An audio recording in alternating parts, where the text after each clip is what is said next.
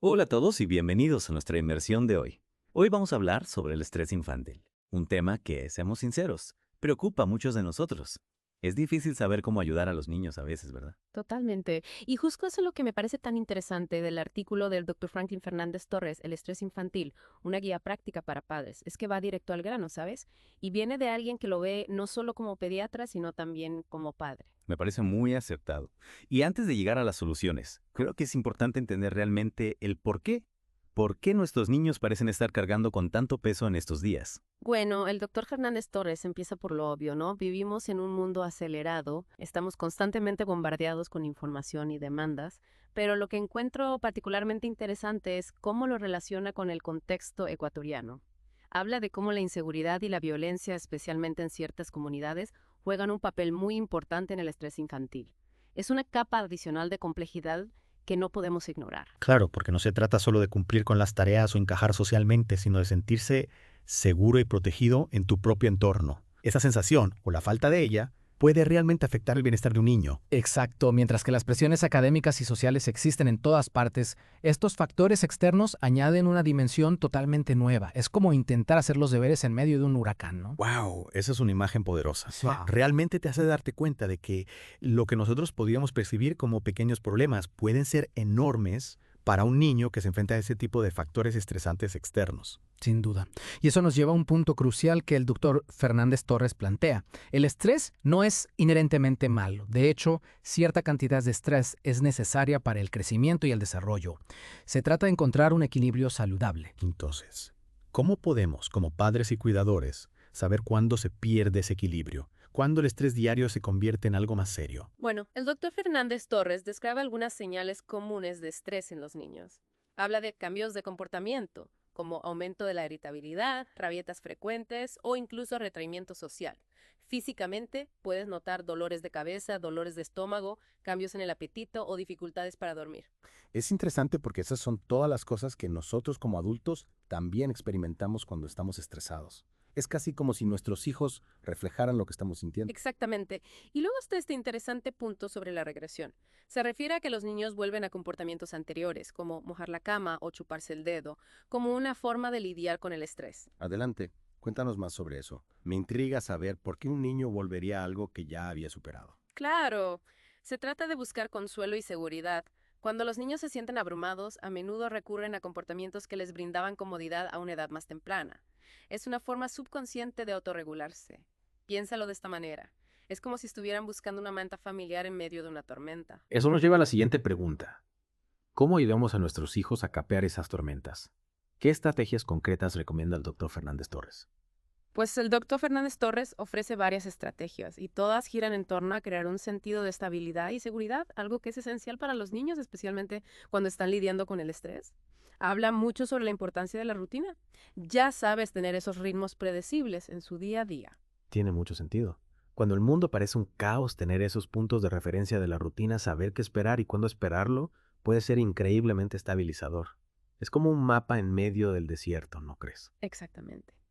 Y junto con la rutina, el doctor Fernández Torres enfatiza la comunicación abierta, crear ese espacio seguro donde los niños se sientan cómodos expresando sus sentimientos, incluso los difíciles.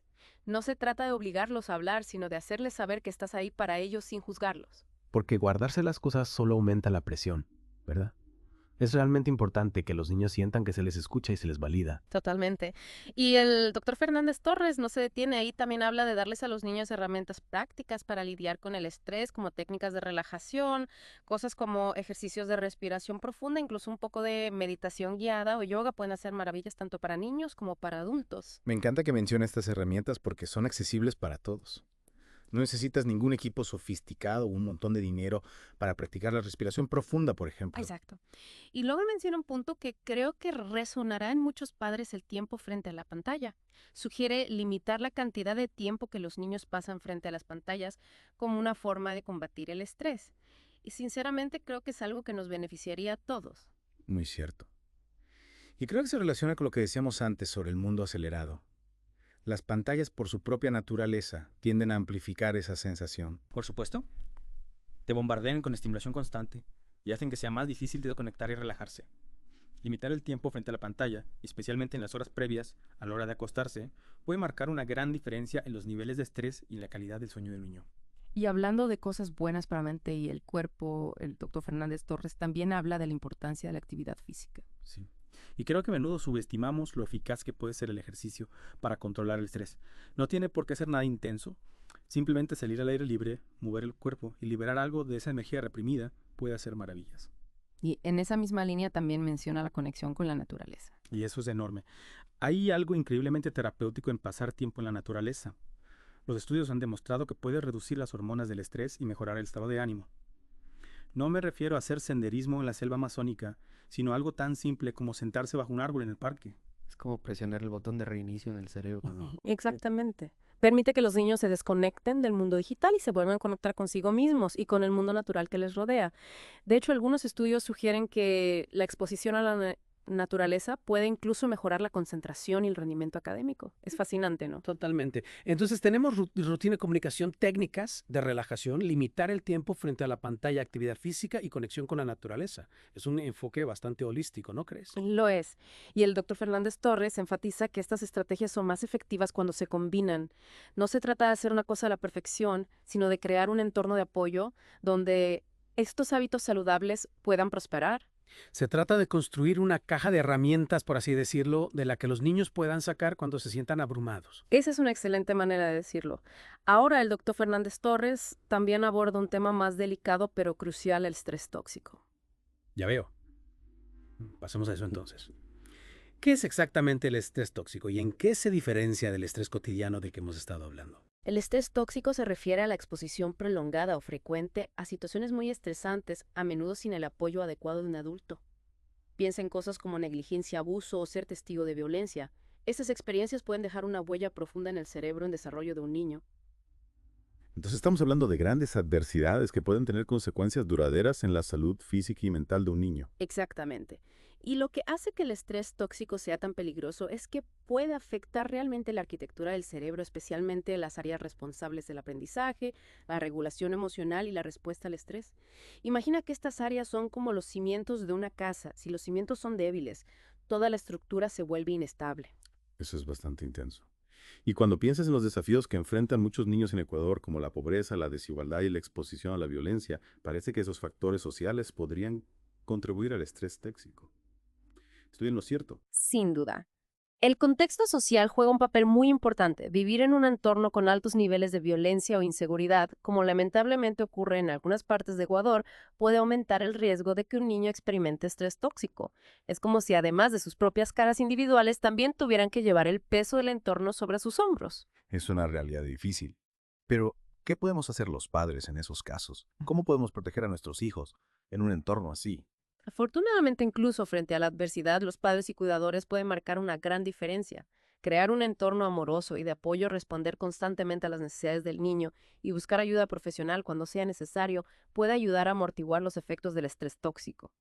Es como construir un refugio seguro donde los niños pueden encontrar algo de paz y consuelo en medio de la tormenta. Entonces volvemos a la importancia de construir esa base sólida para que los niños puedan enfrentar cualquier cosa. Exactamente. Y nos recuerda que como adultos tenemos la responsabilidad de abogar por los niños y crear un mundo donde puedan no solo sobrevivir, sino prosperar. Un pensamiento que invita a la reflexión sin duda. Cambiando un poco de tema, hubo algo que me llamó la atención en el artículo del Dr. Fernández Torres sobre la importancia de dar un buen ejemplo a nuestros hijos con nuestras propias estrategias de afrontamiento. Es enorme.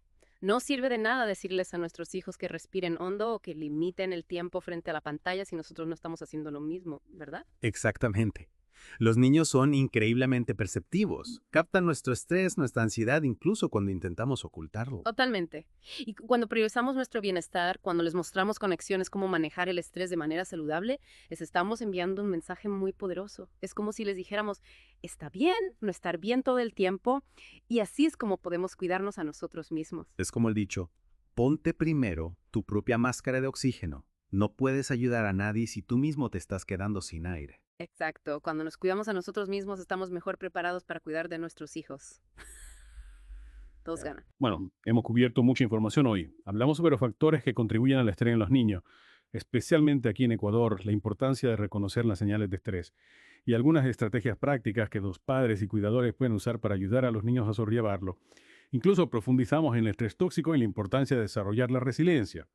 A lo largo de todo esto hemos visto cómo la conexión, ya sea entre padres e hijos, con la naturaleza o incluso con nuestro propio bienestar, surge como un elemento clave para afrontar los desafíos de la vida. Sin duda, la conexión es realmente el hilo conductor que ayuda a tejer esa red de apoyo y protección para nuestros niños. Y hablando del artículo del Dr. Fernández Torres, me encantaría seguir explorando más. En la segunda parte aborda temas como el papel de las escuelas en el manejo del estrés infantil, el impacto de las redes sociales en la salud mental e incluso estrategias más específicas para crear un entorno familiar más tranquilo. Tendremos que volver a sumergirnos en eso otro día. Definitivamente. Prometemos seguir explorando este importante tema en una fecha posterior. Pero antes de terminar, queremos dejarlos como una pequeña pregunta para reflexionar. Algo que realmente nos hizo pensar después de leer las ideas del Dr. Fernández Torres, habla sobre cómo la rutina es tan importante para los niños porque les da esa sensación de seguridad y previsibilidad. Así que nuestra pregunta para ustedes hoy es, ¿qué pequeño cambio podrían hacer en la rutina de su familia para crear un ambiente más tranquilo y predecible para sus hijos? Podría ser algo tan simple como establecer una hora constante para dormir o reservar un tiempo específico cada día para simplemente estar juntos en familia. Sea lo que sea, les animamos a que lo piensen y vean qué pequeños pasos pueden dar para crear un hogar más pacífico y enriquecedor para su familia. Gracias por acompañarnos en esta profunda inmersión.